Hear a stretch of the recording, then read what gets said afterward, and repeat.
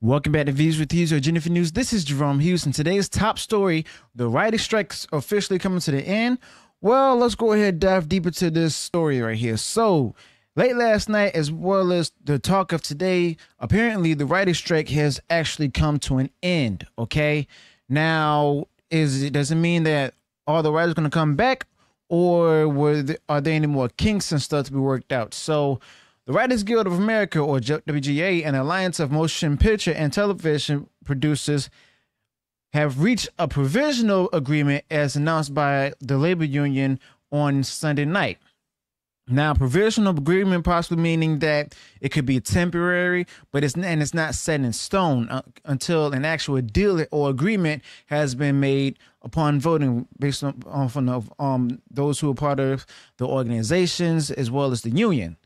Now, after being on strike for nearly 5 months, the WGA negotiating committee announced that it had previously arrived at a deal with studios, streaming services, and production companies, leading to a halt in picketing as of Sunday, which was yesterday. If you all think that this is actually completely over, go ahead, leave your thoughts in the comments below. I'm going to know your thoughts about this so far. So, continuing on, the committee stated in an update that they've come to a preliminary agreement on a new 2023 NBA. In other words, they have a consensus in principle on all deal points pending the drafting of the final contract language. Okay, so while there are specific details of the agreement that's yet to be disclosed, the WGA shared that the contract is what's called, as they call it, exceptional, offering significant advantages and safeguards for writers across all membership sectors. However, the WGA emphasized that although picketing has been paused or protesting, the strike is still in progress and no one is to return to work until specifically authorized, according to the union, who is urging writers to support actors and the SAG-AFTRA picket lines this week. Now, before concluding this strike officially, a vote to approve the deal, like I said earlier in the video, must be conducted by the WGA's board and its members. Now, the strike initiated on May 2nd with around 11,500 WGA members demanding better pay, larger show staffs, and expressing concerns over the use of AI and scripts, making it the first of its kind since 2007 and the longest since 1988. The enduring solidarity of WGA members, according to the organization, and the extraordinary support from their union siblings who joined them on the picket lines, which are the actors, for over 146 days made this possible. Okay, so Hollywood actors who supported the WGA members since July are still on strike, however, with no prospective agreement currently in discussion. The ongoing strike itself with the SAG-AFTRA, which began in July, means Hollywood might continue to experience a shutdown despite the tentative agreement reached by the WGA. Now, okay, this sounds good and everything, but there's one more issue, though. There's one more issue.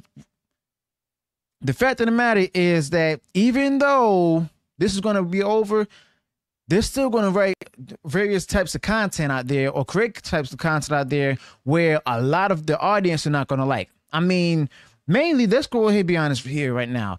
It's mainly with the disinterest and dissatisfaction of the different people out there in the audience is what led to to this happening. Okay, think about it.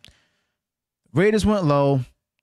Writers also, like before the ratings went low, they stated that, you know, they were still getting paid less. They didn't get paid the amount they deserved. There's conditions that they rather have, so on and so forth. Okay. But the fact of the matter is, where there's low ratings, there's going to be cuts made at different studios. Okay. And, you know, if you're going to cut writers and stuff, there's going to be not only from the lack of pay and lack of funding, but also the lack of high ratings. Okay, the audience is still going to be disproving about the fact that the matter is that these writers as well as actors are promoting a particular political agenda. Okay, now the actors may be less affected by it, but the writers, they're going to be more affected by it if the audience chooses not to take interest in it. Well, if they can or can't take interest in it because of the fact, and they choose not to watch it. Now, yes, this is good that it's actually come to an end, because there's some writers as part of the organization that don't put the woke agenda out there. There are those who do work for the organization, part of the union, who promotes the whole DEI initiative. And the fact of the matter is, a lot of people want the content to remain apolitical. Okay, I'm not taking any side. I'm not taking any sides of those who are leaning politically left or politically on the right.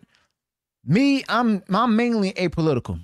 Okay, because the simple fact that, you know, right about now, a deal's been reached. There's still things they gotta work out, vote on and stuff. But I guarantee you, when all this said and done, they're gonna get right back into making the content that no one wants. Okay, and when that happens, be prepared for lower ratings to occur. Okay, so let me know your thoughts about this in the comments below. Let me know what went wrong in the video. Be sure to include any additional details as well. If you enjoy what I shared in the video, go ahead, smash the like button, share far wide across social media.